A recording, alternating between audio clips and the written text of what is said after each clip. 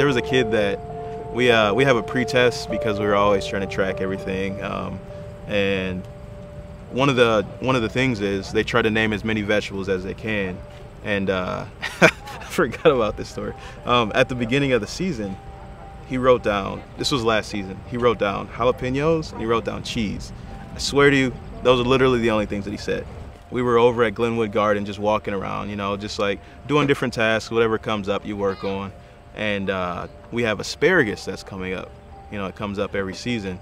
And he points to that and he's like, what's that over there? And I'm like, this is some asparagus, man. You've never tried this? So, you know, we snip off a couple, we have him take it home. And he doesn't mention it again to us. But the next time I hear him like talking to one of his friends that's also in the program, he's like, oh man, you never had asparagus before, man. You gotta cut off some of this, you gotta try it, you gotta grill it up, put some lemon juice and all this stuff. It was just like, it's nice to see the way, you know, they internalize the message, and it's not something that they have to recite back to you, but it's clear that they've learned from it and they've like found value in it. So I think that's probably my favorite story. I forgot all about that. That's cool. I'm so happy I picked this.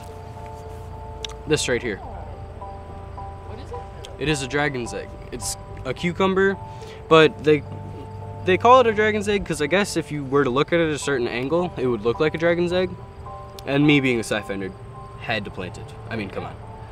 Well, I can tell you from the start, when we started with strings, okay, we would go and we measured out 50 feet in 4 directions, or actually 4 squares, so it's a quadrant for each one.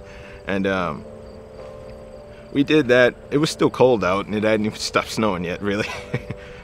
This is how our entire garden looked a year ago. I think we've got 15 or 16 raised beds out here.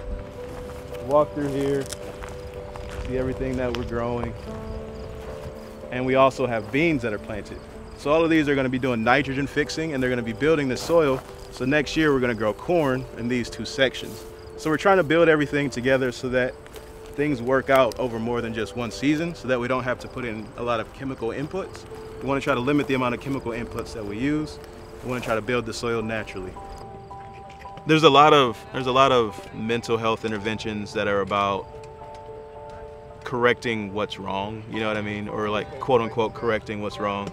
But there aren't as many programs that are about fulfilling and creating this desire, or building this skill set, or, you know, doing things that are, I guess, of a, I don't know, like a positive thing, where they're actually building a skill set, where they're actually learning and growing, where they're building that self-confidence, that ability to grow, that ability to problem solve, because we don't always give them the answers. We have them work to figure these things out. So I think it's a really natural environment for them to have an opportunity to experiment, where it's a safe space and where they can build these skills in a natural way, where it's not explicitly defined as like mental health work, you know?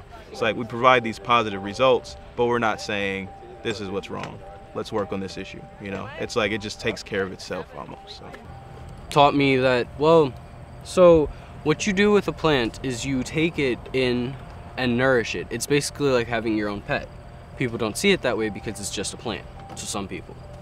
But it's a living, breathing, needing nutrients thing where you have to care for, and when it produces the fruit, you're just so ecstatic. Like when my radishes came in, I had radishes like in the first week, because they're more of a cold winter type plant, and they just like grew instantly, and they were huge.